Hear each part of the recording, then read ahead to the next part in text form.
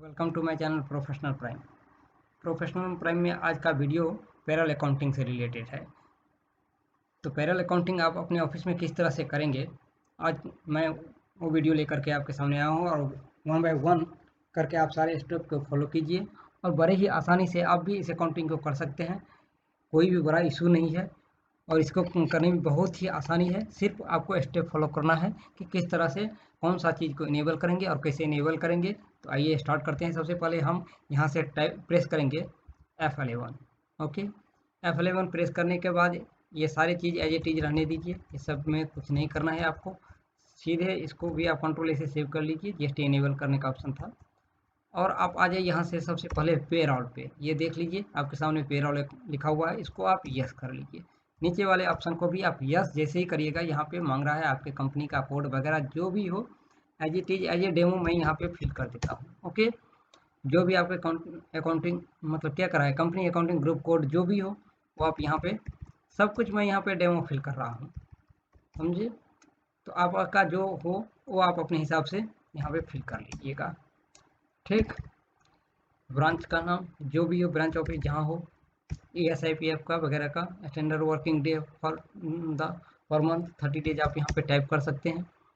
Corporate registration number में जो आपके पास हो वो आप डाल दीजिए, ऑफिस ब्रांच नंबर जो हो सो डाल दीजिए, टैन नंबर जो हो वो आप अपने हिसाब से यहाँ पे टाइप कर दीजिएगा। ओके, रजिस्ट्रेशन नंबर जो भी आपको A to Z फिल करने के बाद directly type government as a direct branch जो भी हो आप ये सब कुछ फिल कर लीजिएगा। यहाँ पे नेम ऑफ रिस्पॉन्सिबल पर्सन का नाम यहाँ पे फिल कर दीजिएगा। यहाँ पे क्वेश्चन पूछ रहा है इस पेरोल अकाउंटिंग पे रिस्पॉन्सिबल पर्सन कौन है, वो या सन डॉटर जो भी है आप यहाँ पे उसे अपने हिसाब से फिल करके इस सारे चीज़ को, जो ये रिस्पॉन्सिबल पर्सन है उनका डेसिग्नेशन क्या है वो यहाँ पे आप फिल कर लीजिएगा। जो भी हो, ब्रांच मैनेजर हो, चीफ हो, जो भी हो, उनका पैन नंबर वगैरह सब कुछ फिल करने के बाद इसे आप कंट्रोल से सेव कर दीजिए। अब हम लोग यहाँ आ चुके हैं। अब यहाँ से सबसे पहले काम हम करेंगे, क्रिएट वाउचर पे जाएंगे। क्रिएट वाले ऑप्शन पे जाने के बाद आप देख लीजिए पेरोल अकाउंटिंग का ऑप्शन आ चुका है। सबसे पहले हम यहाँ पे जनरेट करेंगे यूनिट यानी कि डे के हिसाब से मुझे अगर काम करवाएं तो यहाँ पे मैं डे टाइप कर दूंगा। डे टाइप कर देने के बाद यहाँ पे अगर आपका डे का ऑप्शन आ रहा है तो अच्छी बात है, नहीं तो आप यहाँ से अदर में डाल करके और ये कंट्रोल से सेव कर दीजिए। यूनिट आपका रेडी है। ओके, अगर आप आवर में काम करवाना चाहते हैं तो आवर मिनट भी आप यहाँ पे यूनिट जनरेट कर सकते हैं, जैसे डे जनरेट किए हैं सेम टू सेम। नेक्स्ट आ जाइए अटेंडेंस प्रोटेक्शन पे। अब अटेंडेंस में मैं यहाँ पे बनाऊंगा क्या, सबसे पहले बनाएंगे एब्सेंट का ऑप्शन। ओके, इसे प्राइमरी में रख करके अटेंडेंस लीव विथ पे। अब कह रहा है कि ये एब्सेंट जो आप बनाएंगे, सो एब्सेंट रहने के बावजूद भी आप इसको अटेंडेंस में मेंशन करते हुए पेमेंट करना चाहते हैं, या लीव देंगे विदाउट पे, या ये छुट्टी जो ले रहा है वो बिना विदाउट पे के इसका पैसे कटेगा, तो हाँ कटेगा। तो आप इसे लीव विदाउट पे वाले ऑप्शन को क्लिक करके डे ऑटोमेटिक आ गया और आप इसे सेव कर दीजिए। अब नेक्स्ट है over time. Okay, over time वाले पे आ जाइए, फिर इसे प्राइमरी में रखिए और यहाँ पे ये ओवर टाइम कर रहा है तो प्रोडक्शन के हिसाब से ओवर टाइम कर रहा है, इसे आप डेट के हिसाब से सेव कर दीजिए और इसे सेव कर दीजिए। अब आ जाइए अटेंडेंस वाला कॉलम आपका हो गया, यूनिट वाला कॉलम हो गया। तीसरा ऑप्शन आप आ जाइए पे हेड पे। अब यहाँ पे पे हेड बनाएंगे। सबसे पहले हम बनाएंगे बेसिक सैलरी का। ओके, इसे ये अर्निंग फ्रॉम एम्प्लॉय है, बेसिक सैलरी, तो इसे इसमें रखेंगे। फिक्स्ड रहेगा, फिक्स रहेगा। डायरेक्ट इनकम में एक्सपेंस में रखेंगे, उसके बाद इसे इनडायरेक्ट एक्सपेंस में इसे रख करके सेव कर लीजिए। और यहाँ पे आने के बाद यहाँ पे चाहे तो आप एक ग्रुप भी तैयार कर सकते हैं इनडायरेक्ट एक्सपेंस का, और उसे रख सकते हैं सैलरी एंड वेजेस वाले ऑप्शन में, और इसे इनडायरेक्ट एक्सपेंस में डाल करके आप इसे सेव कर लीजिए, ताकि आपको वहाँ पे देखने में PL अकाउंट में देखने में एक ही बार salary and wages option type करिएगा तो आ जाएगा, वरना ये जितने भी आप बनाइएगा पे हेड वो सारे के सारे अलग अलग आपको ऑप्शन दिखाई देंगे। उसके बाद यहाँ पे ये सबको एज ए टीज रहने दीजिए। यूजर डिफाइन, जब आप सैलरी का अभी पता नहीं है बेसिक सैलरी क्या है, सबका अलग अलग हो सकता है, इसीलिए यूजर डिफाइन करेंगे। तो इस पहला काम हो गया। नेक्स्ट क्या है, HRA, उसे ये भी अर्निंग है एम्प्लॉय के लिए, फिक्स रखते हुए जैसे आप अब ये देखिए पहले इनडायरेक्ट ऑप्शन आ रहा था, अब सैलरी एंड वेजेज का आ चुका है। इसे सेव कर लीजिए। सेव करने के बाद इस सब को एज इट इज ऐसे रहने दीजिए। अब यहाँ पे आप आ रहे हैं तो यहाँ पूछ रहा है एज यूजर डिफाइन वैल्यू, नहीं, अब मुझे यहाँ कंप्यूटेड वैल्यू लेना है और इसको नॉट एप्लीकेबल कर दीजिए। और यहाँ पे नीचे में अब मैं कंप्यूटेड वैल्यू का कंप्यूटेड करेंगे तो किस तरह करेंगे, तो इसमें हम एक लगाऊंगा फार्मूला और स्पेसिफाई फार्मूला। किस पे आप ये फार्मूला लगाएंगे, जो भी बेसिक सैलरी रहेगी उस पे हम लगाएंगे वो फार्मूला। तो बेसिक सैलरी लगा करके यहाँ पे देख लीजिए बेसिक सैलरी का ऑप्शन आ चुका है। और इसको यहाँ पे आप कुछ नहीं लगाना है, द लिस्ट कर देना है। 1 अप्रैल से जिस डेट से आपको इफेक्टिव डेट रखना है वो डेट आप यहाँ पे डाल दीजिए। और इसमें कुछ नहीं भरना है, यहाँ पे आ जाइए, यहाँ परसेंटेज, उस पर कितना परसेंट आप एचआरए देना चाहते हैं उतना परसेंट आप यहाँ पे फिल करके और इसे सेव कर दीजिए। अब आ गया डीए, उसको भी अर्निंग एम्प्लॉय में इस फिक्स रखिए और सैलरी एंड वेजेज में डाल दीजिए। इस सबको फिर यहाँ पे यूजर डिफाइन नहीं करके कंप्यूटेड वैल्यू करिए। फिर यहाँ पे आ जाइए स्पेसिफाई वैल्यू पे, इसको भी बेसिक सैलरी पे ही देना है, तो बेसिक सैलरी वाले ऑप्शन को सेव करके और यहाँ पे फिर परसेंटेज लीजिए, जितना परसेंट आपको देना है डीए वो यहाँ दे करके इसे आप सेव कर लीजिए। तीसरा ऑप्शन है टीए, ट्रेवल अलाउंस। ओके, उसके बाद इसे ये भी अर्निंग है एम्प्लॉय के लिए, फिक्स रखते हुए इसे सैलरी एंड वेजेज में रखिए। और यहाँ पर इसको भी आप कंप्यूटेड वैल्यू में रख करके आ जाइए, यहाँ पे स्पेसिफाई फार्मूला और यहाँ पे इसे बेसिक सैलरी पे मुझे देना है टीए, और जितना परसेंट आपको देना है वो आप यहाँ पे टाइप करके सेव कर लीजिए। तो 3 चीज़ें हो गई। चौथा चीज़ क्या है, अब आपका बोनस है, बोनस टाइप कर लीजिए। ये भी अर्निंग है एम्प्लॉय के लिए। बोनस आपको वेरिएबल है क्योंकि ये मंथली मिलने वाली है, मंथ है के लास्ट में। तो यस करके इसे आप डिफाइन कर लीजिए और इसको आप रख लीजिए फ्लैट रेट पे। और इसको यहाँ पे ऑप्शन क्लिक कीजिए, मंथ के लास्ट में मिलना है तो मंथ के लास्ट में देख करके इसे आप सेव कर लीजिए। 3 चीज़ हो गई। नेक्स्ट क्या बनाना है, एब्सेंट का बनाना है। एब्सेंट डिडक्ट होगा एम्प्लॉय के सैलरी में से, तो इसे अब अर्निंग में नहीं रख करके हम ये दूसरा वाला जो ऑप्शन है उस पर हम रखेंगे। और इसे हम फिर से यहाँ पे आ जाएंगे और इसे सेव कर लेंगे सैलरी एंड वेजेज वाले में। ये कंपनी का डायरेक्ट इनकम है, इनडायरेक्ट इनकम में आप इसे रख सकते हैं आराम से, कोई दिक्कत नहीं है। और एब्सेंट वाले ऑप्शन पे रख करके यहाँ पे इसे ऑन अटेंडेंस के हिसाब से लगाएंगे और एब्सेंट वाले ऑप्शन को क्लिक करके डे के हिसाब से इसे सेव करके रख लेंगे। लास्ट है over time options. Over time earning है एम्प्लॉय के लिए, इसे आप फिक्स रखते हुए सैलरी एंड वेजेज में रख लीजिए। और इसको आप यूजर डिफाइन नहीं करके क्या करना है, ऑन प्रोडक्शन के हिसाब से ओवर टाइम का ऑप्शन आ चुका है, आप देख रहे हैं। और इसे हम सेव कर लेंगे। यहाँ तक का मेरा काम हो चुका है। अटेंडेंस यूनिट मैंने बना लिया, अटेंडेंस मैंने बना लिया और पे हेड मैंने बना लिया, 3 चीज़ें बना ली। अब मैं लास्ट में बनाऊंगा यहाँ पे एम्प्लॉय का ग्रुप। सबसे पहले अकाउंट डिपार्टमेंट का मैं बना लेता हूँ। यहाँ पे इसे प्राइमरी में रखते हुए अभी मैं इसे करूँगा सेव, सैलरी को फाइनल नहीं करूँगा। उसके बाद सेल्स वाले रख लूँगा, इसे भी मैं यहाँ पे सेव कर लूँगा। इस तरह से 2 बन चुका है।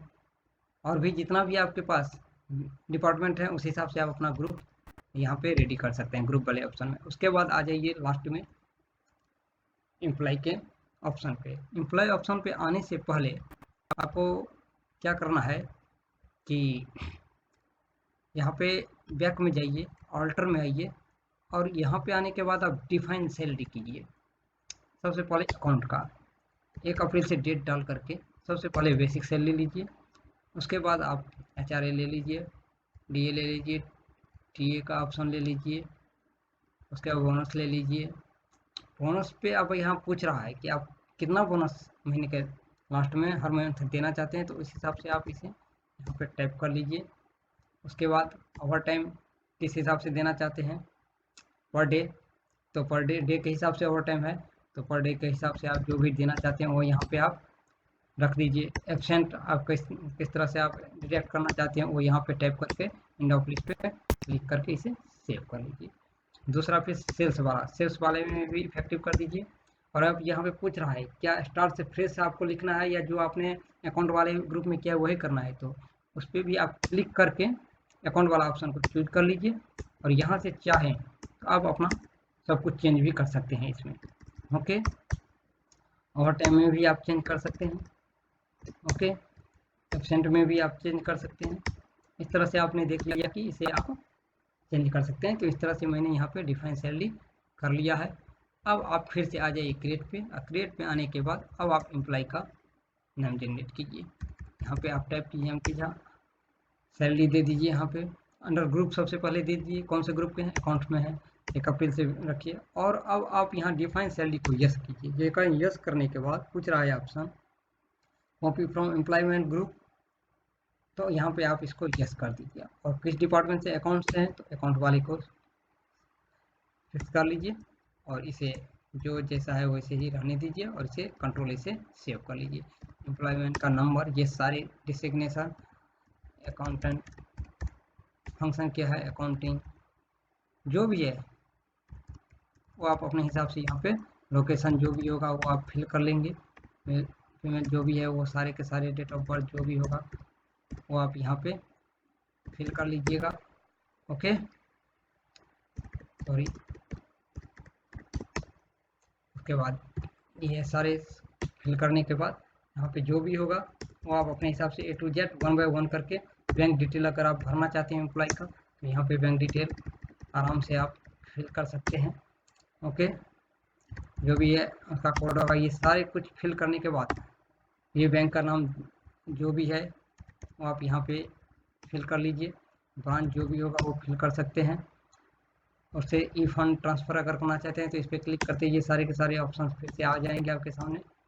आप इसे सेव कर सकते हैं कंट्रोल से।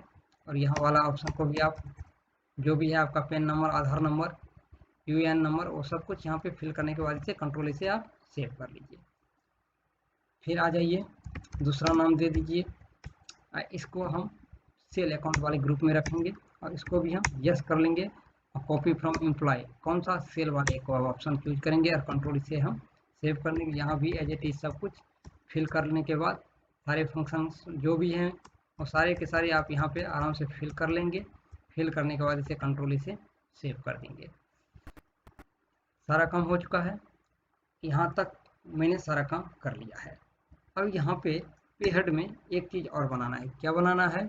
सैलरी पेएबल का आपको बनाना है और इसको नॉट अप्लीकेबल करके करंट लायबिलिटीज में रख लीजिए और इसे कंट्रोल से सेव कर लीजिए।